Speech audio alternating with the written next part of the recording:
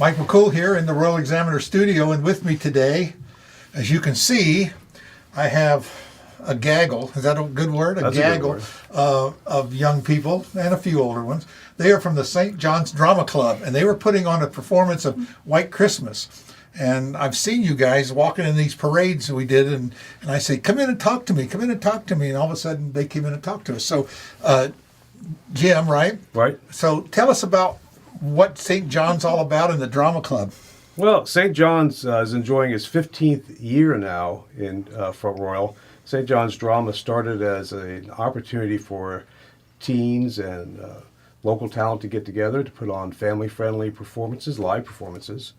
So over the years, we've done plays such as Sherlock Holmes, The Wizard of Oz, Cinderella last year, and this year, White Christmas. Yeah, and they're not just some little cheesy productions. You've taken on some big titles there. We do. We look for, good quality scripts that have been vetted and proven themselves to be really audience, enjoyed by the audience. And we invest a lot of time and effort and talent. We've got wonderfully talented young people here sitting next to me. So let's go around the room and you introduce everyone and tell me what their roles are in the play. All right. Well, I'm going to start here with Alex Clark. Alex Clark is our music director this year. He was also our leading man in the very first production 15 years ago of Our Miss Brooks. You can't get away from it, can you? Well, we keep him around. That's right. So he's been good for us. Here is my son Gregory. He plays Bob Wallace, if you've all seen White Christmas in the movies. And his sidekick, or co-star here, I should say, Matt Clark, plays Phil Davis. All right? Okay. And then our lovely leading ladies, we have Avery Lamonaco, plays Betty, and Elizabeth Shukler plays Judy. Isn't that the Rosemary Clooney role? It is. Oh, okay. And Betty, it was Rosemary Clooney, and Vera. I can't remember her name, but but I know I've watched that. I don't know how many times. So you basically covered the same as the movie as far as the play, very similar to the movie. It's pretty similar. So it opened on off-Broadway in regional theaters back about 2004 or so. By 2008, it hit Broadway, this version of White Christmas, the play version. It is a little different from the movie, right? They've modified some of the storyline, but kept most of the songs, I would say. Most of the songs. Not all the songs during there, but most of the songs. Irving Berlin is a genius, was a genius. So I know that our audience is going to recognize these songs and tap their feet and maybe sing along, hopefully. Always funny, White Christmas is one of those songs that until you get to the very end, it's a Christmas movie, Right. It's so great. So let's start over here, Miss Rosemary. Tell me about what your role's about and your singing skills and what do you think of all this? All right. Well, it's so fun to be in. It's absolutely amazing. I play Judy Haynes, so she's the younger sister of Betty. I'm kind of like her sidekick. I'm trying to get her together with a man, along with Phil. And, yeah. And that's the Danny Kaye role, right? Mm-hmm. Yeah. All right. Yeah. You kind of have a resemblance of Danny Kaye there. Oh, thank you. Yeah. All right. So tell me so you're Betty, right? Yes, I'm Betty. So what do you think of all this? So, like Lizzie said, I'm Judy's older sister, and she's kind of more sophisticated, but I don't want to say she's not as fun, but she's just kind of had a lot of experience, I think, that has kind of made her suspicious of love, so I think it's a nice story for her. Yeah, sometimes stick in the mud. Yeah. So how many times have you done this before? Is this your first play, or are you a veteran? So this is my third show. Okay. My second one was St. John's. Okay. How about you? This is my 16th show. I think it's my third with St. John's as well. This is a lot. Oh, these kids, they've been doing theater a long time. I really miss the Wayside Theater. I was on the board over there for a few years, and that was always an interesting thing. And that was a gem we had in our community that until it's gone, you don't realize how valuable it was. And all these things you're doing are very valuable to our community. Okay, Phil, tell us what you're about. Yeah, I play Phil. He's very conniving, always trying to set him up with someone walking down the sidewalk. Yeah. I mean, Yeah, he always has some woman around his arm. Right, yeah. All right, Bing, tell us what you're... Yeah, I play Bob. He's kind of resistant when it comes to finding a girl, especially with Betty.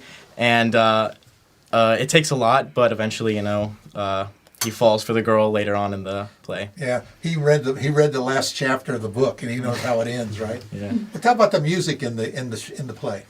Well, the music in the play is some of the most complicated music we've ever done. Like, this is a huge show with a lot of music, a lot of kids singing and dancing. I think we have over 50 kids, right? Right. Wow. And so yeah, it's been a process. We have a lot of ensemble numbers where they all sing together, and we have a lot of solo work and duet work where one of them sings or they sing. These four all sing together. Yeah, and we've never done something quite like Irving Berlin, Right. And I come from a classical music background, so jazz is something new for me, and I think it's something new for a lot of these kids as well. Sure. Can we get a little boom, boom, boom, boom, boom? Are you one of those kind of singers?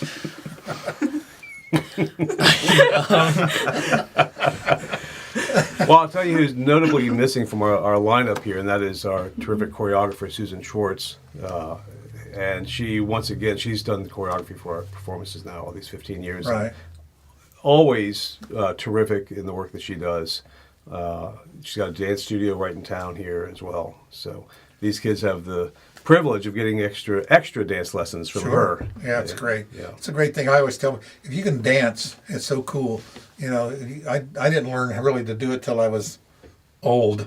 But then you get too old and you can't do it. So Right. It's something you really, it's kind of like learn to play at least one song on a piano, even if you don't know music. Sit down and can play one song, and then you can always say, no more. Yeah. No more. That's okay. One's enough, And then learn how to dance. And, what I would call a more traditional ballroom type, little foxtrot or even a waltz or something. Something good for a wedding. Yeah, something good for the wedding instead of doing the Y dance, They just sit there, why dance? That's why they do that. But it's a great thing. And I watch Annie, and she has her dance thing with all the teens and stuff around. Oh, her. yeah. And I'm thinking, boy, I wish I did that at that age. It'd been so much better, and keeps you nice and trim, which obviously didn't happen. So, how about the singing? Let's talk about singing. Is this something that you're naturally good at, or is this something you've learned, or you like to do? Or who wants to tell me about it? Here's the veteran. Tell me about you. 16 years. You must be a singer then. Yeah, I started doing choir when I was really little, so it's just kind of been around. My older sister, I kind of followed in her footsteps, so she would do choir, I'd do choir. She would do a play, I would do a play. And then in the past... And I can do it better. That's what you Exactly. That's right. And then in the past 3 years, I've taken voice lessons as well. So what part do you sing? Like alto? Yeah, I'm a mezzo alto, so kind of in I between. got a fancy name for it. How about you? I really love singing, and I've been singing for as long as I can remember, but I really started getting serious about it last summer. I did a boot camp that was like a 2-week musical. Uh-huh. So that's kind of how I started singing in front of other people, and then I came and I did Cinderella with St. John's, and then after that I started voice lessons. Yeah. So it's like still kind of new of me developing my voice, but I've always done it because I really do enjoy it. It's a lot different when you get someone to just show you the little tricks of how to, so you can sing for more than 10 minutes without your voice giving out, right? Yes, yeah. Yeah, and there's a trick to it. I mean, not a trick, a skill. Skill. And That's right. but it's great if it doesn't hurt to get a little lessons, no matter how good even the best have a teacher. And, and you can, in the music world, even the best musicians still take lessons, and practice. How about you, Phil? I just came kind of from like a family that all just sang all the time, and I started doing musical theater when I was 11, and I don't know, I just kind of enjoy it. It's kind of, yeah? Yeah. I thought you were going to say he came for the girls. I mean, He is Phil. He's not going to deny. I cannot confirm nor deny. Well, I played the fifth. All right, how about Bing over here? What's he doing? I never really sang a lot growing up, but when I became a teenager, I started singing a little bit more, and then I started taking voice lessons about a year ago. Yeah. So, yeah, I've gotten a little more into it since then. Well, you all have very nice voices, so that's great. And our maestro over here, how'd you get in all this? Well, I was in the first generation of of teen actors in the drama club 15 years ago, as we said. We didn't do. I don't think we did any musicals while I was a student. No, it was still Wizard of Oz. And yeah. a few years later. Yeah. Yeah. So it was still a while, but then I decided, somebody needs to really be the one to take the lead on that kind of thing. So I actually just graduated from Shenandoah Conservatory last year in vocal performance. So I guess I know my way around a musical staff. So hopefully I'm helping these guys out a lot. Yeah. It's always amazing. I tell people, one of my last assignments in the military, I was in the Air Force Band as a recording engineer. And the story is, we were starting a rock band. This is back in the 70s, by the way. And so this band like Chicago, with the horns and stuff. Of course, that's more, they're trying to transition, like from the 50s and 60s. They went from jazz to rock and roll and stuff. So you still had a lot of horns in playing. And we interviewed a drummer. So what they do, they pulled out the charts and say, play that. Now, what drummer plays with charts, right? Sure enough, this is, he had a doctorate degree in music, but he could play it. So it's just totally different than how, like you say, you kind of just start singing or playing an instrument. You don't realize that how much, it really is involved. You can get a doctorate degree in music and you still don't know anything. It's just a great field. It's hard to make a living in music. So this is great. When you get into music theater, that's one of the, out branches of the music industry, and not everybody does it. But you mentioned musicals. One of the things I'll just reflect when I was at the Wayside, the musicals made money, but the audiences love the musicals, but it's just not serious theater. And it's a business. I think we need to do more musicals. Well, they're also more expensive to put on. Yeah. They're a lot more expensive. The rights are more expensive. You have to get, either a band orchestra put together. Speaking of that, are you going to have an orchestra or a band, or what are we doing? No, the organization that we get our rights from provides pre-recorded music. We'd love to someday get to that point. We've been growing incrementally over the 15 years. Well, I know you guys have done a lot of things, and I'm sure you helped a lot of kids over these 15 years, and we see you every, in the parades. Yeah. And we're out there, Mark and I are out there at the camera, and you're going by, passing out, here's your shows next week. Well, it is a great joy to work with the youth. I started with theater in high school because that's where the girls were. Sure. And it really helped me a lot as a young man, have a little bit more confidence speaking in public or addressing even a small group of people. I was nervous before that, and that helped straighten me out a bit. And so I'm happy to help pass that torch on. And you'll look back at this in 20 years and say, wow, I didn't realize it helped me so much. And, it's a great skill. And again, remember, you're doing more than the other 99% of the world that won't get up in front of anyone, will not sing, will not perform. And, so what does he teach you when you're looking out at the audience? What does he tell you? Don't look out at the audience.